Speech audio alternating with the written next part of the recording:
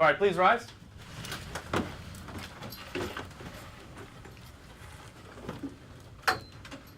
Good morning, FSU. Good morning, Mr. Perdue. All right, please be and Mr. Livingston. And Mr. Livingston, thank you. Please be seated.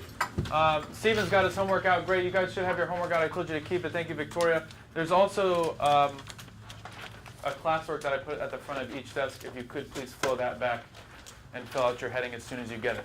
Victoria, fill out your heading. Fill out your heading on the new classwork. You need to run to the dean's office and get your homework. Yeah, go ahead. Yes.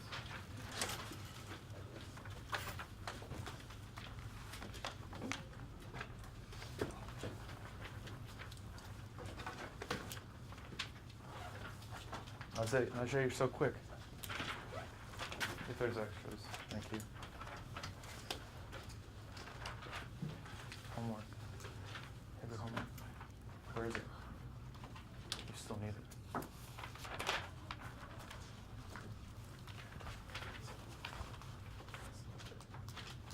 have your homework. You have your homework, Dean. Under there, okay. Chantal, you have your homework. All right, when you're done with your heading, please track me up front. Thank you, window row, middle row. Diego, Chantal. Hey. Guys, today, what we're going to be doing is we're going to identify themes in Romeo and Juliet based on the prologue that you read last night. The way we're going to do that is we're going to do a close reading, meaning we're going to spend a lot of time with the prologue. I know you spent a little bit of time last night, but now we're going to work with our shoulder partners. And our goal is to translate and interpret the prologue and put it into common English, kind of like what we've been doing this entire week, right? We've been doing it with like one line. You guys did a really great job yesterday, but today we're going to look at an entire text, the beginning of Romeo and Juliet, the prologue, looking at it closely, breaking it down, putting it in our own words, and then figuring out what themes come up based on how we read and interpreted the prologue, okay? So the way we're going to do that is we're going to read this poem aloud, because it is a poem. It's a sonnet. I don't know if anybody noticed. It's 14 lines. It rhymes. Then I'm going to model for you how the close reading will look, kind of the things I want you to think, the things I want you to do. Then you're going to work with your shoulder partner. Then the last two lines you're going to do on your own, and then we're going to talk about what themes come up. So if you could, please track the prologue to Romeo and Juliet as we read it out loud together. Two households, both alike in dignity, in fair Verona where we lay our scene. From ancient grudge, break to new mutiny, where civil blood makes civil hands unclean. From forth the fatal loins of these two foes, a pair of star-crossed lovers take their life, whose misadventures, piteous overthrows, do with their death bury their parents' strife. The fearful passage of their death-marked love and the continuance of their parents' rage, which but their children's end not could remove, is now the 2 hours' traffic of our stage. The which, if you with patient ears attend, what here shall miss, our toil shall strive to mend. I just want to shout out James because he was taking a little note as we were reading. It's never too late to continue taking notes. Can I have a volunteer read this one more time? Let's hear it read aloud one more time. Victor, thank you. Two households, both alike in dignity, in fair Verona, where we lay our scene. From ancient grudge, break to new mutiny, where civil blood makes civil hands unclean. From forth the fatal loins of these two foes, a pair of star-crossed lovers take their lives, who misadventure piteous overthrows, do with their death bury their parents' strife. The fearful passage of their death-marked love and continuance of their parents' rage, which by their children's end now could remove, is now the 2 hours' traffic of our stage. The which of you with patient ears tend, what here shall miss, our toil shall strike to mend. Thank you very much, Victor. I'm going to give merits to Valeria and Lizette as they were taking notes that second time around as we were reading. New things were popping up. All right, so what do we do? I just want a gut check. What did you get out of this poem from reading last night and from reading just now? You can talk about the notes that you have on your paper, if anything stood out to you this time reading it in class. But just like, what did you notice? What stood out to you? What do you think about Romeo and Juliet based on this introduction? Go. But I kind of noticed that Romeo and Juliet kind of decided to end their lives too much. Like, because it says that, like, we shall miss, like, the miss is their kids. So because of this, they're going to end their, like, their fight. They're going to, like, strike us to it. It's a really great interpretation. What do you guys think? What stood out to you? Oh, yeah. Juliet died because Romeo Did you notice the vocabulary words in there? Juliet killed herself for Romeo. Salvador?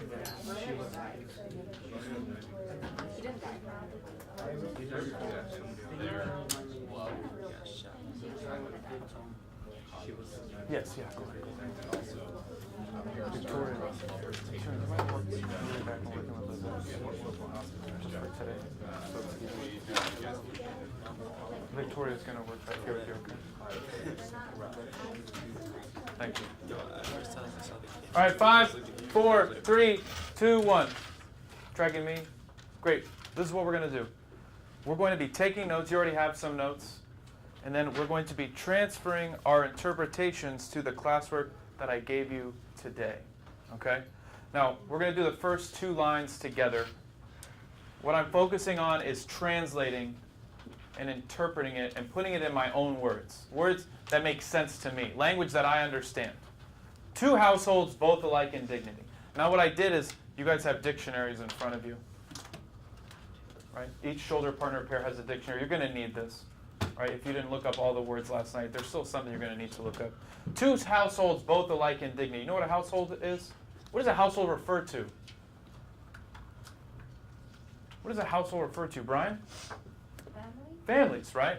And we know that these 2 families, we've talked about them, have grudges. So what I'm going to do is, instead of saying households, because I don't say household, oh, I love my household, right? Do you say that? I can't wait to get to my household later. No. It's like I can't wait to hang out with my family. So I'm going to change this to families. 2 families, both alike in dignity. What does dignity mean? If you don't know what dignity means, you should be looking it up like Elizabeth is in the back. I see Victor consulting the dictionary as well. What does dignity mean? Julian? I said it was something like pride. Okay, so possibly pride. What else? What are some other words we could use? Victor? Somewhere here it says that it's like worthy of respect, calm, and serious manners, pride of yourself. Worthy of respect? Can you speak a little bit louder? Say that definition again. Dignity is the state of being worthy of respect, a calm or serious manner, or pride in yourself. Pride in yourself, right? So we have pride, we have worthy of respect. So I want to turn this into a sentence now. Okay? So I'm going to take my notes, I'm going to turn this into a sentence. 2 families that are both, so make sure you guys, Victoria should be writing with me, getting these first 2 lines down. Thank you, Stephen. Where are my notes at? 2 families that are both honorable and respected.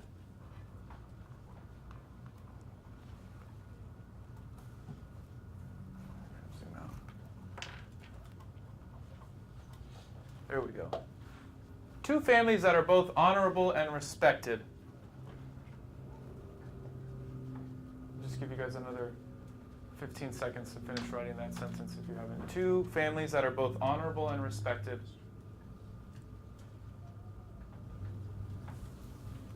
Let's go back to the prologue. In fair Verona. Do you know what Verona is, Chantal? Can you take a guess since it's capitalized? Take a risk. And we're talking about a play and some families. Name of? It's not a bad guess. It is the name of something. Brian? It's the name of the place. This is the city where the play takes place. So in fair, if they're calling a city fair, what do you think they mean by that? It's a fair city. Do they mean that it's equal? No. What do they mean by fair? Najee? It's like they have good money. Yeah, it's a pretty good city, right?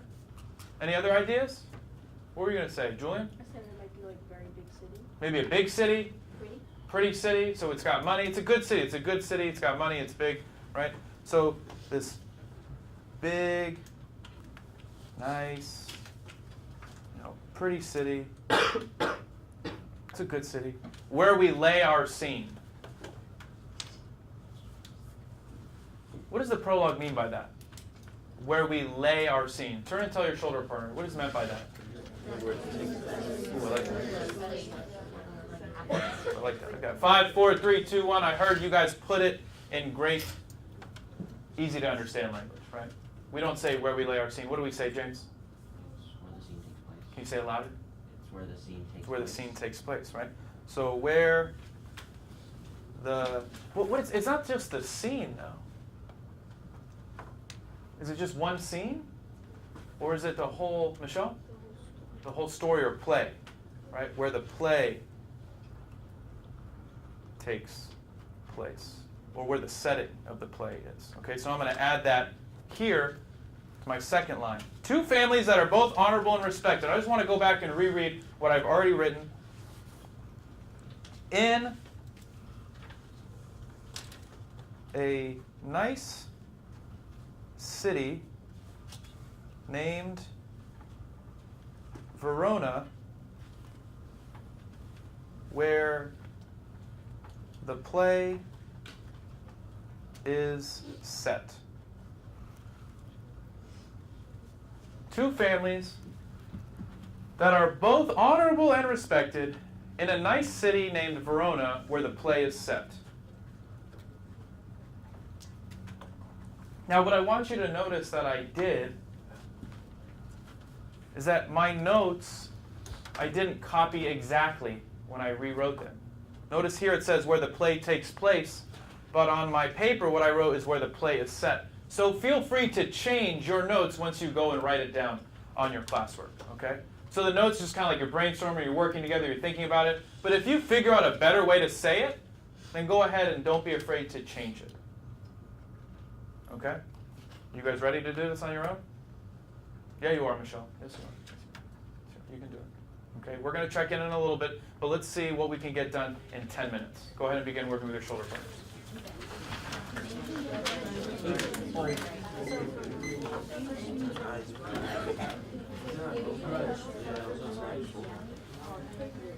From reaching, grudge, break to new. Good. Give them orders. Wait, Make them work.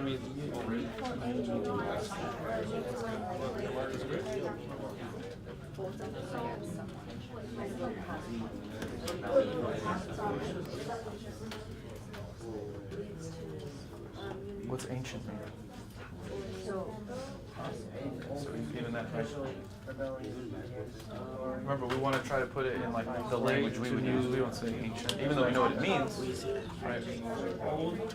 What are you looking at? Mutiny? So then I go to extension. Isn't that you have right there? And I'm like, still playing. Okay. It's always good to double check. Mutiny is rebellion against authority.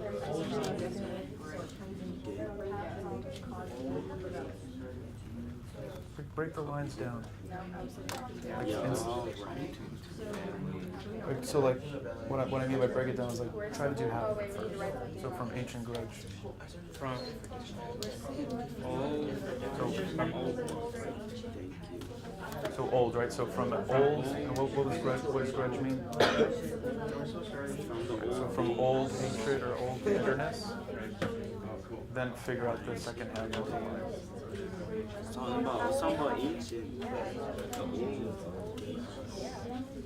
From old age is not the same as from ancient grudge. Sage. I said days.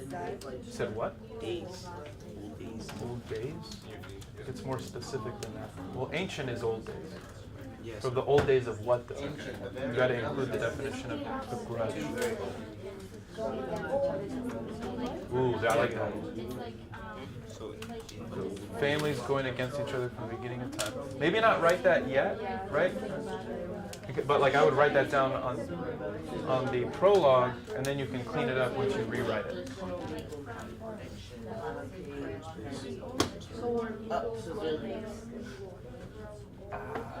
So here's the thing. You got to be careful with the definition that you find. Because does that make sense in the context of the prologue? Legal blood? So were there any other definitions for civil? It's very old, ancient, of the very past.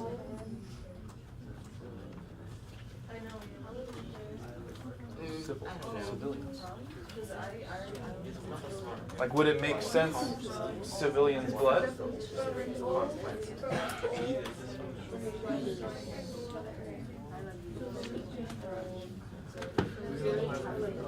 Huh?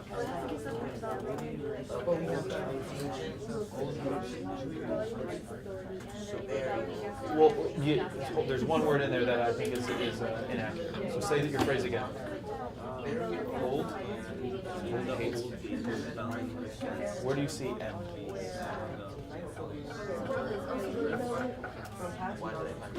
So I think it's you just get rid of that word and then you're on track. Old hates turn into new fights. Right? So ancient grudge, right? Old hates or old hatred. Break. When something breaks, it's like maybe an ending there. But it could be like start, you know, like when you break away. So break to new mutiny, so to new, and look up mutiny. Right, so that was what you want to include. So from old hatred came new rebellion. The one stuff, yes. The two lovers.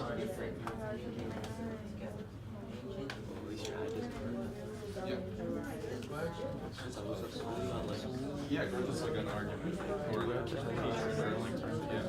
Beautiful. Really well worded. Did you help out with that? So from old, Means refusing to obey. yeah, just like, Doesn't make sense. yeah, that's a perfect way to say it. From an old dislike or two ones starts a new. The two numbers. Go against their family. Have been fighting for a really long time. Yes. Can you explain to me how you made the connection to innocent? Polite, how polite, and civilians. That's a good connection.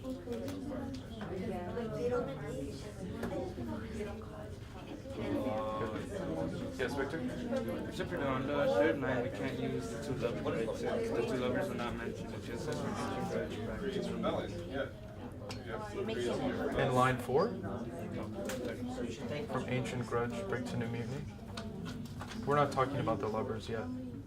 We're talking about the families, right? Two households in Verona have an ancient grudge that breaks to new mutiny. When it says breaks to new mutiny, it means rebellion against authority, right? So isn't it inferring that Romeo and Juliet are going against their families for their... But not just them. Maybe there are other people that are involved in going Should against make the it more authority. general? Yeah. Think about it. Well, up in there or Loins means like the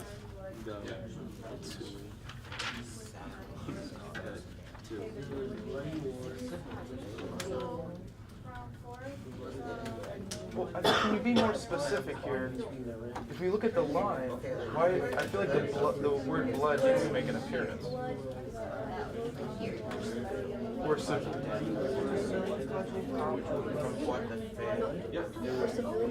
Because the problem could mean like just an argument, right? But having blood is a lot more serious. It's hinting at death. It's hinting at pain. hold a great hatred from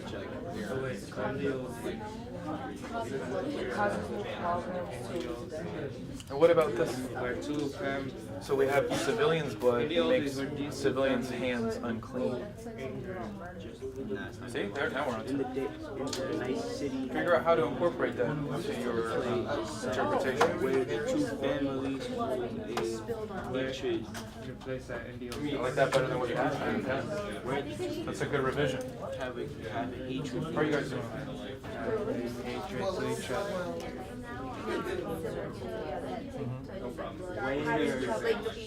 Where the two families start having trouble. What do they mean by civil war? When Look that word up. Which word are you looking up right now, Cleve? Two enemies, but that part is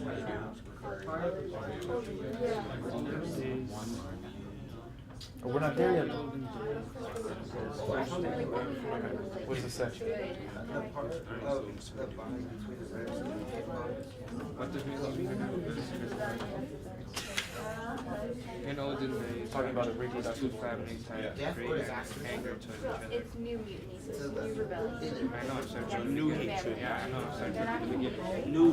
I'm starting from the beginning. From ancient So Greece. since Genesis beginning, Since the beginning. the families, The two families. Two families hold reign. how would you explain it? I think you guys are. I said where the two families. Where the You two already families. described the lines really well. Try to write down what you can, sum it up. What are you thinking, James? You seem a little If I hesitant. said where the two families hold a hatred, a great hatred. Well, did you look up the word civil? What's that? What does it mean? Right. Which one do you think makes the most sense in the context of the prologue? So they hold it. I know one of them meant civilians, one of them meant polite. So does legal action seem to make sense? No, right? But could it be where polite civilians' blood make other civilians' hands unclean? Like civilians just refers to people who live in the town. Like you're a civilian, I'm a civilian. Well, I think that's a really great connection because you do have the two households, right, that have a grudge. In the Civil War is when you have two people fighting in the same country. Yeah. So they're not talking about a civil war, but it's like kind of like a civil war. It's a reproductive organs. That's how they're referring to Where it. the old hatred, So if we look at the line the old hatred. from forth the fatal loins of the two foes. So the two foes that they're referring to, you know what foe means? What? Right, enemies. So who are the enemies? We're talking about the families, right? So from their reproduction, from forth, right, of their loins, these two foes, a pair of star-crossed lovers. Who are the star-crossed lovers? So what does that line say? Actually, what are these two lines say? I'll be right back. Continue working too, or we'll check in about a minute.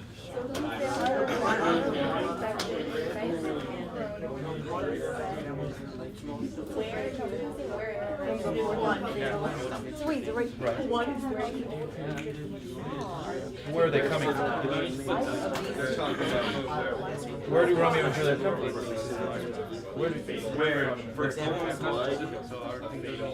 Blood like Romeo and Juliet. Where civil blood makes civil I think you were right. Two families old hatred forward the deadly blood. See what else? Deadly rebellion.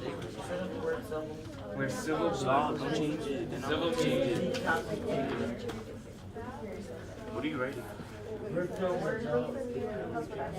the two families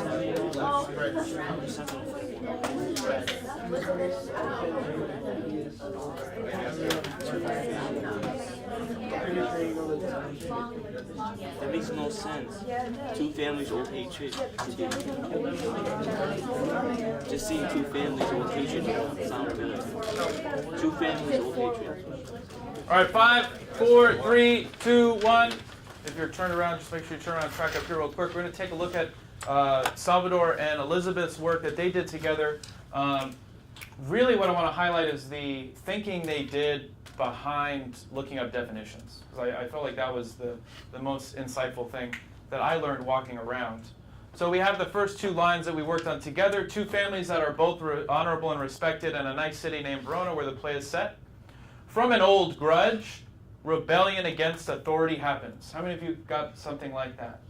An old ancient grudge, an old hatred, a new rebellion happens. A new rebellion occurs, right? So a lot of people did really great with that line. The next line might have been a little bit confusing for some people. If we read the original, it says, where civil blood makes civil hands unclean. We look at the interpretation by Elizabeth and Salvador, where innocent people fight and kill, making themselves dirty with violence. Salvador and Elizabeth, can you just explain to us, how did you get innocent people from the word civil? Because civil means like polite, and like people who are polite means that they don't get into problems, so like they're innocent. Great. Now, a lot of you might have struggled because you noticed that there were 3 definitions for the word civil. And so what I had to remind a couple of shoulder partners about is like, you're going to have to pick the best definition that works with the context of the prologue, right? You don't want to use the word legal. That doesn't really seem to make sense in this case, right? Legal blood, that doesn't sound right. I don't think that's what the prologue is about. So they put the two together, a civilian, a polite civilian. They're good people. They're innocent people. They get into a fight, and they then become dirty with violence. They become unclean, right? I like that as a great interpretation as well. And then the love of 2 enemies lead to death the 2 lovers that kill themselves. From forth the fatal loins of these 2 foes, a pair of star-crossed lovers take their life. Now, because you will not find star-crossed in the dictionary, I'm going to tell you what it is unless somebody knows what it means. I think Chantal actually said it. Like opposite lovers, like lovers from a couple from that are opposite. We'll use a word to describe the lovers. Cross. If there's James, do you know? Think so. Like star-crossed lovers. It possibly mean something. Okay, I thought Stephen seemed to think that.